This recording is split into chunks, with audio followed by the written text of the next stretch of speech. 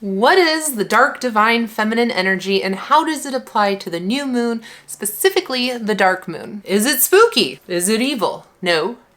And no. In this video, I'll discuss how embracing the dark divine feminine energy of a dark moon or a new moon in witchcraft can actually help you maintain balance in your healing journey. Stay tuned. Hey everyone, it's Anya and welcome to the season of Anya, where together we are building an awesome spiritual community through the practices of yoga, magic, and witchcraft. In contrast to the divine light feminine energy of the full moon, today we're going to really dive deep into what dark divine feminine energy means. Now, I already did a video on the divine light feminine full moon energy, so go ahead and check that video out if you haven't. That way, as a witch, you can understand how these energies flow with one another and actually are necessary components, not only of healing, but just having a balanced approach to life. So first of all, I just want to say in general, dark typically gets a very bad rap in witchcraft. Yes, that full moon bright energy is healing, it's fun, it's playful, and it's about celebration. Hey, guess what, witches? We need both in life because life isn't always about celebration.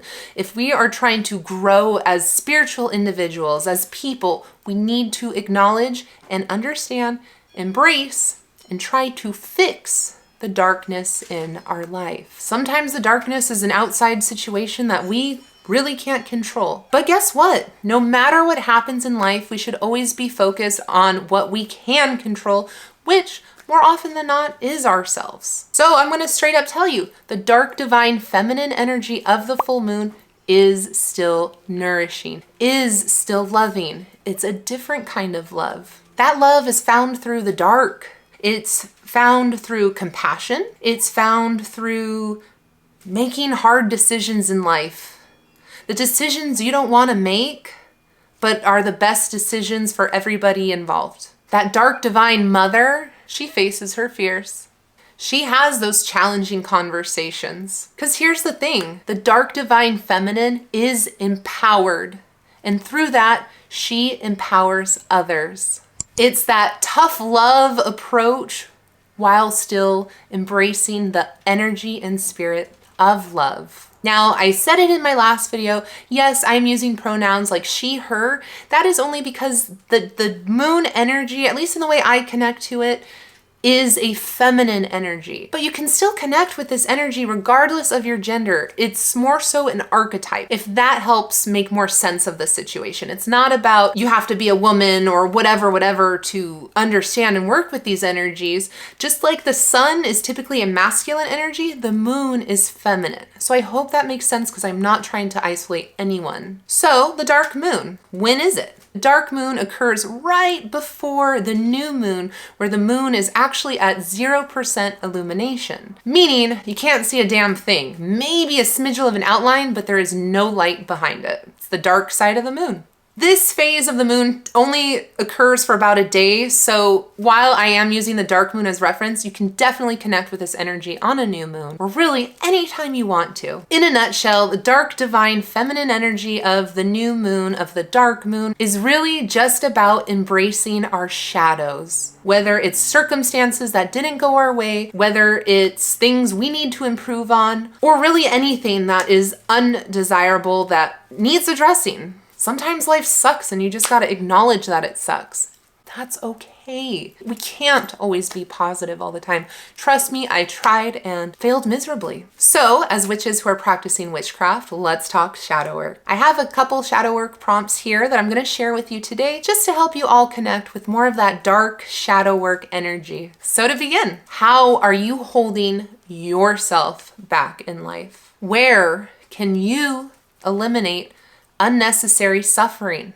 While yes, a lot of things in life are out of control, out of our control, what role do we play in our own suffering? Are you always complaining that you're broke but you have a shopping problem? Are you complaining that you struggle with your weight yet you always overeat? Are you struggling that you don't have money but you can't hold down a job for more than a day? Are you depressed and lonely because you don't have any friends but you're never putting yourselves out there? These are the things in life that create unnecessary suffering. Kind of along that side, this is still shadow work, but where can you challenge yourself? More so, where are you falling short in life? Where is that complacency? Whatever it is. Is it mental health? Are you seeing a therapist? Are you doing shadow work? Are you doing what you can do? I know in America, healthcare sucks and therapy is not always attainable, and I get that. But what can you do to take better care of yourself with what you have right here in front of you? A little personal tidbit really quick.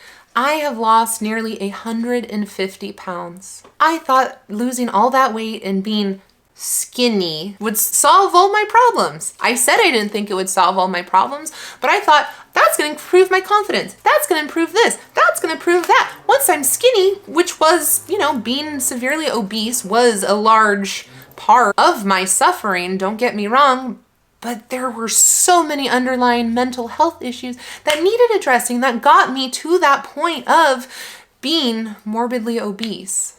That's the kind of stuff we're talking about. Where do you lack accountability in life? Where are you not putting yourself first? Are you a people pleaser? Are you a workaholic? Alternatively, to add on to that question, how can you start putting yourself first? A couple other ideas for shadow work prompts are also, what is a negative experience that I am still holding on to and allowing to define myself? I have a great book that I'm going to link below that my friend actually created all by herself. She self-published it and it just has some shadow work prompts for you. Shadow work can even be like, yeah, I've lied to people. Shadow work is also reminding us that we are always light and dark. While we strive to do better and be better, we're not perfect. And that's okay so long as we are making conscious efforts to try. So that's where that tough love of the divine mother, of the dark divine mother, comes into play. And it's like, hey, it's time to ship up. We need to clean up house and we need to do better. So I implore all of you to comment what shadows you are currently facing right now. That way we can share and grow from the community and also learn that no one's perfect. So with that said, I'll start. I can be mean AF sometimes. I got that Italian temper. I can be reactive, but you know what? I'm working on it. Couple ways I'm working on it is if I see myself getting triggered in a situation and knowing that maybe I'm not going to respond as nicely as I'd like to, step away from the situation. Even if it takes a couple days, although I try not to, but if it takes a couple of days for me to reconcile my thoughts and see why I'm so angry at the situation, and so I can better see the other person's side of things, I am thus able to do better. So don't forget to comment. Don't forget to subscribe to the season of Anya. It would mean so much to me. I am so excited where my humble little channel is growing and where our community is headed. Thank you, thank you, thank you. I will catch you all on the next one, and so much love, so much gratitude to you all on this journey.